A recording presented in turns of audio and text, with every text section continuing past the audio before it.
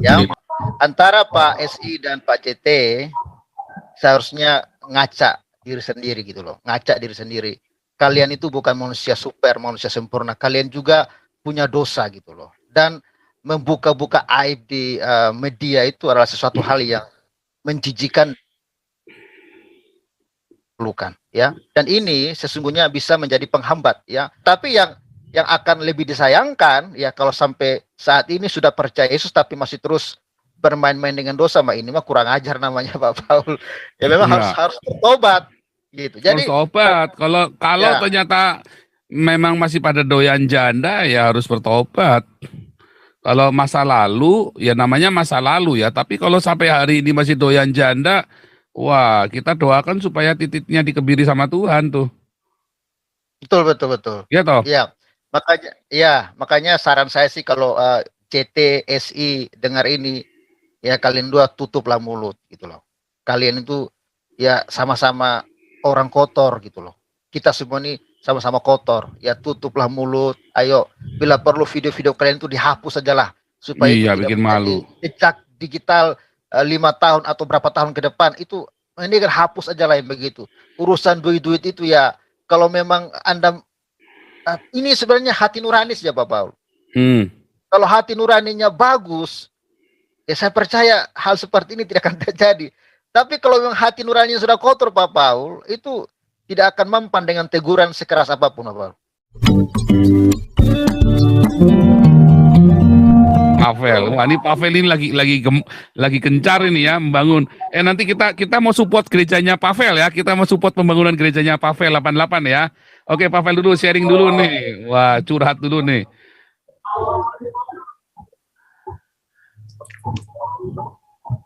Mana nih Pavel nih, hilang nih, sebentar.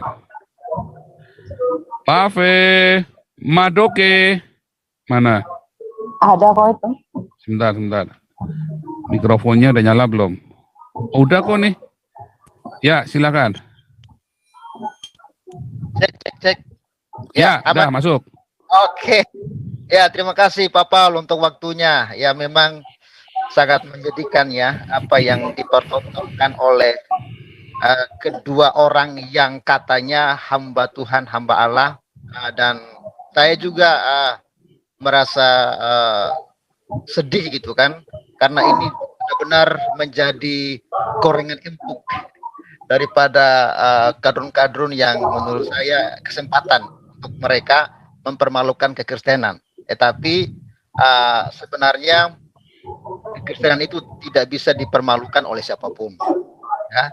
Ya, tidak bisa dipermalukan. Ya, karena apa yang menurut mereka hina itu ya justru itu akan mendatangkan kebaikan bagi kita. Maksud saya begini Pak Paul. Ya, betul. Ya, maksud saya gini Pak Paul. Saya jadi ingat kisah di mana seorang perempuan yang katanya ketahuan berzina, tapi lihatlah satu-satu pergi karena memang sesungguhnya semua orang itu berdosa. Ya, antara Pak SI dan Pak CT seharusnya ngaca diri sendiri gitu loh, ngaca diri sendiri. Kalian itu bukan manusia super, manusia sempurna. Kalian juga punya dosa gitu loh. Dan membuka-buka aib di media itu adalah sesuatu hal yang menjijikan, perlukan ya. Dan ini sesungguhnya bisa menjadi penghambat ya untuk menjadi kesaksian gitu loh. Ini akan bisa menjadi penghambat. Kenapa? Orang kalian pendeta lu aja itu makan duit ya, pendeta lu aja itu main-main janda gitu kan. Nah, ini makanya sebenarnya saya juga tidak mau ikut campur Pak Paul dengan masalah ini ya, tapi saya perlu angkat bicara karena channel saya saya berbicara walaupun banyak sih yang benci ya. Maksud saya begini, kita sebagai orang Kristen itu ya, sebagai jemaat Tuhan, sebagai rekan-rekan itu memang harus mengingatkan gitu loh. Harus mengingatkan karena begini, apa bedanya kita dengan kadrun kalau kita tidak bisa menyatakan salah kalau salah, benar kalau benar gitu loh. Kalau di kadrun, walaupun tokoh-tokoh agama mereka salah, ya mereka bilangnya benar semua. Iya, bahkan dibikin baliho lalu disembah-sembah Pak Paul. Iya, walaupun cabulnya minta ampun. Iya, kekristenan tidak seperti itu. Kekristenan ya kalau memang ada pendeta hamba Tuhan yang salah, ya perlu kita ingatkan, kita tegur loh. Makanya ketika saya tayangkan buat satu video membahas kedua yang katanya hamba Tuhan ini, saya mau orang Kristen itu belajar gitu loh. Yang pertama, jangan mengkultuskan manusia. Ya. Karena saya lihat banyak juga tipe-tipe Kristen kadrun. Sudah jelas-jelas mereka ini saling mempermalukan di media sosial, masih aja mati-matian dibela, mati-matian dibela. Ya. Saya lihatlah ketika Daud berbuat kesalahan, ya, dia memang ditegur habis-habisan sampai dia bertobat. Maksud saya orang Kristen itu waras, ya. Jangan sampai Anda membela seseorang secara membabi buta, justru itu Anda menambah dosa. Itu, menambah dosa. Seharusnya kita kan tidak akan bahas hal-hal seperti ini kalau mereka sendiri tidak membuka aib mereka. Jadi sebenarnya mereka ini sedang mempermalukan diri mereka sendiri. Iya kan? Mereka sedang mempermalukan diri mereka, sedang mempertontonkan kebodohan mereka di media sosial.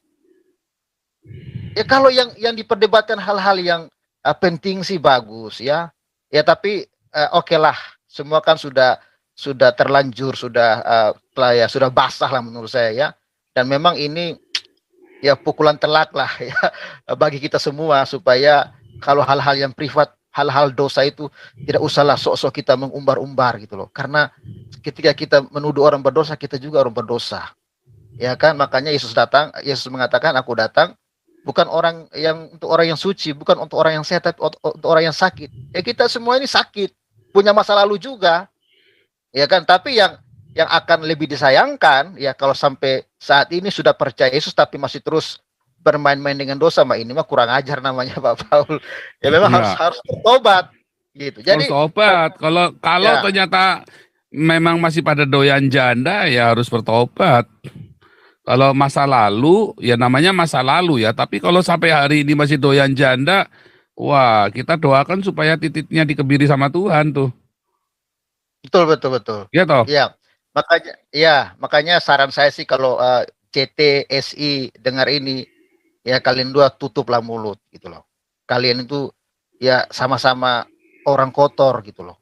Kita semua ini sama-sama kotor. Ya tutuplah mulut. Ayo, bila perlu video-video kalian itu dihapus sajalah supaya Iya, itu bikin tidak malu. jejak digital 5 tahun atau berapa tahun ke depan itu, ini kan hapus aja lah yang begitu. Urusan duit-duit itu ya kalau memang Anda ini sebenarnya hati nurani ya Pak Paul. Kalau hati nuraninya bagus, ya saya percaya hal seperti ini tidak akan terjadi. Tapi kalau memang hati nuraninya sudah kotor Pak Paul, itu tidak akan mempan dengan teguran sekeras apapun Pak Paul. Ya justru hatinya itu akan semakin dikeraskan. Ya seperti Firaun, semakin dikeraskan oleh Tuhan, semakin dikeraskan akhirnya binasa dalam kekerasan hati. Makanya please lah, buka hati masing-masing, hapus aja ya jejak-jejak digital itu, buka lembaran baru gitu loh.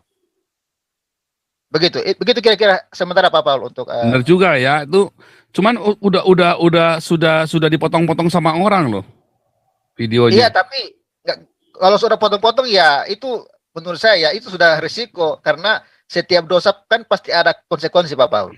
Itulah konsekuensi, tapi sumbernya menurut saya hapus aja lah. Sumbernya dihapus ya, artinya udah sajalah. Sudah, nah, benar. Dan sebenarnya kalau potong-potong itu bisa di strike juga kan? Iya betul, bisa ya kan, bisa strike juga kan, di strike aja sama dia kan, tek langsung kan. Kayak saya kan, sebenarnya banyak yang potong-potong. Kalau saya mau strike tuh channel Islam yang kena tuh, ya kan. Kalau saya mau tega, cuman kan saya nggak suka nge-strike orang, biarin aja, ya kan. Semua akan berdatangkan kebaikan. Nah, tapi saya setuju tadi ya harusnya tuh yang begitu-begitu pokoknya harus happy ending lah intinya. Ini nggak apa-apa, ini konflik kita buka, konflik ini sudah terlanjur terbuka kan, mereka berdua kan, ya kan. Orang saya diem saja masih dipotong-potong aja, masih bisa. Saya nggak ngomong apa-apa, terus orang ngomong mewakili saya yang saya nggak ngomong ya, katanya Paulus yang begini, Paulus yang begitu, si Rudi Yohanes itu kan, padahal saya nggak pernah ngomong. Amin Wijaya ngomong gitu ya, mewakili saya nggak pernah ngomong begitu, yang itu saya nggak pernah ngomong. Ya kan, padahal saya kan nggak pernah nge-strike orang juga, dan karena saya nggak pernah ngomong, orang Islam terus kemudian mewakili, katanya Joseph Paulus yang begini hanya gara-gara dengan omongannya Rudi. Ya misalnya contoh nih, katanya saya menuduh Rudi kan itu lagi cerita mobil hilang, terus saya lagi bilang, saya lagi jawab, itu kamu tahu nggak siapa yang beliin mobilnya? Bukan mobilnya Rudi, mobilnya Damaris yang hilang itu. Ya mau bilang hilang itu yang beliin, itu yang bayarin StreamYard-nya Rudi Yohanes 1 tahun. Ya, si ibu itu ketuanya Damaris. Jadi kalau si Rudi Yohanes lagi nuduh saya maling mobilnya itu dicuri sendiri, duitnya di sendiri, dia lagi nuduh yang danain Damaris itu 1 tahun. Yang danain, yang bayarin StreamYard-nya Rudi Yohanes 1 tahun itu. Dia sedang nuduh itu curang gitu ya, si ibu ketua kita itu, ya kan? Sebenarnya sedang begitu. Wah, berarti kan ini kan nggak benar si Rudi Yohanes ini kan. Saya nggak lagi nuduh nggak lagi ngomongin Rudi. Siapa yang urusan dengan mobilnya Rudi Yohanes? Nah itu loh. Yang hal seperti ini tuh bukan diklarifikasi tapi malah ditambahin gede kan. Nah kenapa? Padahal Rudi Yohanes punya nomor handphonenya saya kan. Nah, kayak kita nih, kita berdua sering komunikasi, ya kan? Kenapa cuma tinggal nelpon doang kok? Ya kan? Cuma tinggal komunikasi doang. Nah itulah heranya kan begitu kan, itu kan aneh kan, mengapa bisa begitu kan? Itu sebenarnya kan komunikasi itu supaya happy ending bagaimana, masalahnya kan terus intinya tadi ya nggak mau, udah niatannya nggak mau ya berarti memang mungkin mereka memang bukan hamba Tuhan, ya kan, hamba uang. Kalau mereka nggak mau damai, mungkin mereka memang hamba uang, dua-duanya rebut masalah uang. Kalau saya memang kudu jawab, karena saya dituduh nggak makan duitnya KC, saya kudu jawab duitnya saya dari mana. Ya, kenapa saya bisa beli mobil, kenapa saya bisa beli ini, kenapa saya bisa punya ini, punya itu. Saya tunjukkan semua sumber pendanaan saya. Ya kan? Dari sumber pendanaan yang saya terima, tanpa saya harus minta donasi, pamer-pamer rekening pribadi saya, ya untuk dana pribadi saya, ya itu sudah lebih dari cukup ya dari orang-orang yang sudah ada ini, sehingga saya tidak perlu minta Rp1.000 per kilogram per ekor seperti si Rudi Yohanes bilang itu, nggak perlu, ya kan.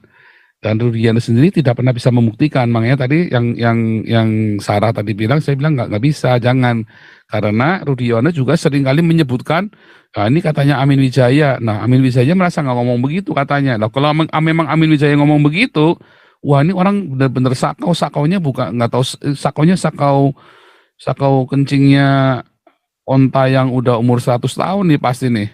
Kencing jandanya onta nih pasti si Amin Wijaya kalau ngomongnya begitu. Ya kalau saya dapat uang Rp1.000 dari Pak per kilo kan. Nah, yang seperti itu kan mesti klarifikasi karena itu kan masalah uang kan, dan kita di sini fundraiser, ya kan, kita ngumpulin uang di sini. Nah, jadi kita harus hati-hati dengan masalah uang. Jadi saya buka kalau sampai ada ngomong yang di mana kamu nggak puas, nah itu kita buka di situ, kan begitu kan. Gitu. Nah, coba dengan kita lawyer kita dulu nih. Tadi masalah apakah Yosua TU bisa melaporkan Saifuddin? Apakah masalah pencemaran nama baik? Apakah Saifuddin bisa melaporkan Yosua TU, anak Yosua TU masalah 372 tadi? Silakan, Pak lawyer kita, Pak Reinhard. Mana nih? Sebentar. Kalau kita lihat, udah. Ya, sudah. Ya. Salam sejahtera untuk Shalom. Pavel 88 dan semua saudara yang di Zoom. Tadi ada pertanyaan, apakah Saifuddin Ibrahim bisa melaporkan tentang penggelapan uangnya? Ya, kalau itu dilaporkan oleh SI, harus dia yang melaporkan. Kalau melalui pengacaranya nggak bisa. Ya. Kalau somasi itu bagaimana somasi, ya, Pak? Kemarin kan kalian sudah somasi 2 kali. Kalau somasi kan itu kan teguran. Arti somasi kan sebenarnya teguran, peringatan. Jadi itu somasi itu biasanya dilakukan sebelum melakukan upaya hukum. Misalnya kalau itu menyangkut masalah harta, ya, masalah materi, yaitu melalui gugatan perdata. Kalau itu misalnya ada unsur pidananya, itu diberikan somasi, tapi ada yang bisa langsung. Nah, tadi soal IT, pencemaran nama baik, Ya pencemaran nama baik juga dilaporkan juga sama Joshua Tewu, yang ada gunanya selama SI masih ada di sana. Ya polisi nggak akan mau dia dia pergi ke luar negeri hanya untuk mencari SI kalau cuma perkara begitu aja, kecuali dimodalin sama pelapor. Mau ya langsung berangkat ya. Mau. Kayak saya misalnya nanganin perkara yang kerugian materinya misalnya di atas 20 miliar ya, hanya di suatu kota di ujung timur sana, ya sepanjang klien saya bisa ngasih duit tiket pesawat pulang pergi, ya polisi akan mau kalian kasih uang untuk kanit atau kasatnya. Kalau nggak ada mah siapa yang mau ya? Berat ya. Mungkin lah, nggak mungkin. Ya. Terus yang menarik begini Pak Paul ya. Saya melihat dua konflik hamba Tuhan ini, kalau saya pikir ini anak-anak rohani sebenarnya. Ya, jadi saya pikir ini bayi rohani, khususnya Pak SI ya. Ya kalau kita lihat dia seharusnya Joshua Tewu lebih arif lah, karena dia lebih duluan dia jadi orang Kristen daripada SI kan. Harusnya dia sebagai hamba Tuhan utamakan kasih. Kasih itu kan menutupi segala pelanggaran, menutupi segala aib orang. Ya, kalau dia tahu itu firman Tuhan jangan hanya cuma diomongin, ya harus dilakukan. Memang melakukan firman Tuhan itu nggak gampang. Ya khususnya untuk Pak Joshua Tewu harusnya lebih arif lah, lebih ngalah. Nggak ada ruginya kita ngalah. Saya selama ini banyak ngalah, saya banyak difitnah, banyak dijahatin orang, tapi ya nerimo aja. Kata Tuhan kan pembalasannya milikku, ya udah serahin aja sama Tuhan.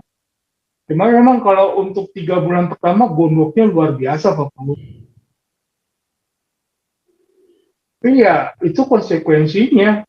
Jadi saya himbau sama Pak Joshua Tewu sama Pak Saifuddin Ibrahim, kalian sudah ya mungkin seumuran saya lah itu, kelahiran 60, 70, kelahiran tahun segituan. Ya harusnya udah mulai berpikir ini anak udah gede-gede begitu, malu sama anak.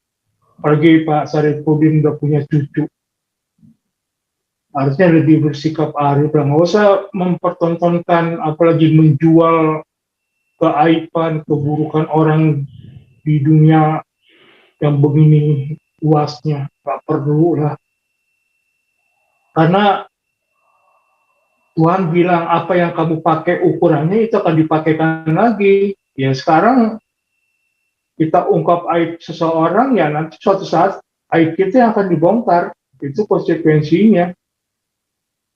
Jadi saya pikir ya udahlah, ini aja lah, berdamai. Damai itu indah. Aduh, kalian ngomongin firman Tuhan, ngomongin kasih, tapi kalau nggak dilakukan, sama seperti tong kosong nyaring bunyinya. Kasian loh, banyak orang nanti yang akan merasa kecewa, oh begini karakternya pendeta Kristen. Saya lihat di YouTube-nya orang Muslim, waduh itu kata-katanya, pendeta open rebutan uang. Waduh, saya lihat nontonnya, saya cuma nonton ini nggak tahan, saya lihat pembahasannya begitu menyakitkan omongan.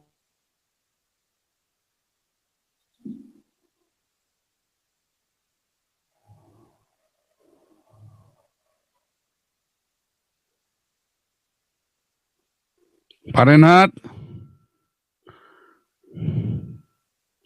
Oke, nanti balik lagi ya ke lawyer kita. Tadi jadi jelas ya, mereka sudah nggak bisa saling melaporkan, udah kekunci semua ya. Yang bisa adalah saling memaki. Nggak bisa. Yang bisa saling memaki.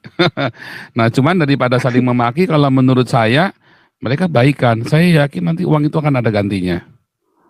Betul. Ya, Betul sekali. Saya yakin Betul sekali. Pak. Sebab mereka itu kan uang untuk pelayanan dan terjadi kesalahpahaman kan. Nah, dan ya semua harus cerita apa adanya, dan ya kalau memang kalau dari awal menurut saya Yosua Tewu salah ya. Dari awal itu anaknya Yosua Tewu, sorry ya, bukan Yosua Tewu, anaknya Yosua Tewu salah. Harusnya anaknya Yosua Tewu ya, begitu Saifuddinnya nggak ikhlas, dia nggak boleh maksa. Ya, dari awal harusnya perjanjiannya jelas. Kalau nggak jelas, dia harus sudah siap untuk ketidakjelasan selanjutnya. Pekerjaan yang dari awal nggak jelas, dia harus siap untuk ketidakjelasan selanjutnya. Tapi kalau dia milih ribut, akhirnya ribut. Ya kan? Ya, Akhirnya ribut kan, Pak? Karena maksudnya dari awal nggak jelas kan? betul. Betul. Nah sekarang kalau sudah begini, ini kan sama-sama buat pelayanan, buat pekerjaan untuk penginjilan. Terus diributin, saya yakin nggak berkah loh. Dua-duanya nggak berkah. Saifuddin juga nggak berkah.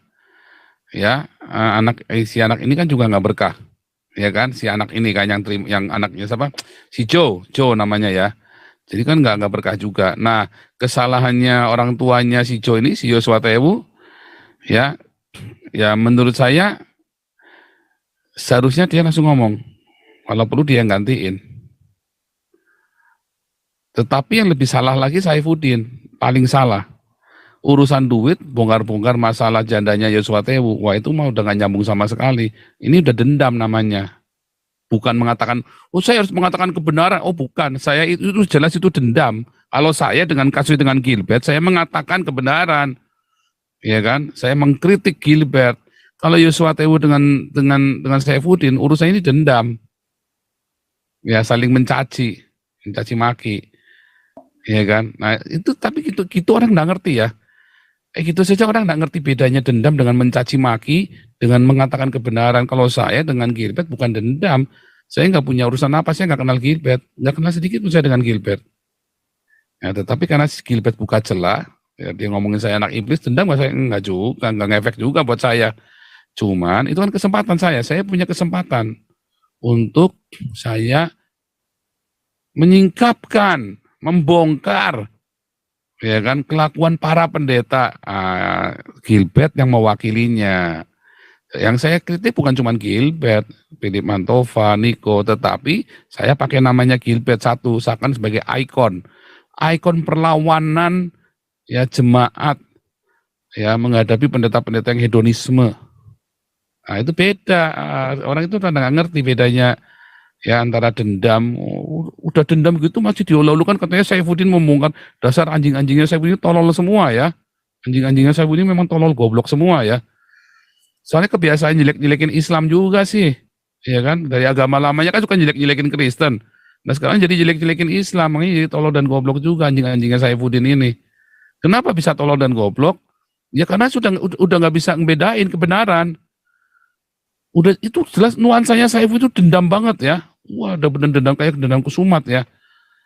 Nah, Saifuddin harus bertobat. Bertobat. Ya dua-duanya salah. Pelayanannya Pak, hancur pelayanan mereka berdua. Saya kira kok ya bukan ini ya. Saya sih berharap jangan sampai. Kalau mereka bertobat nggak hancur.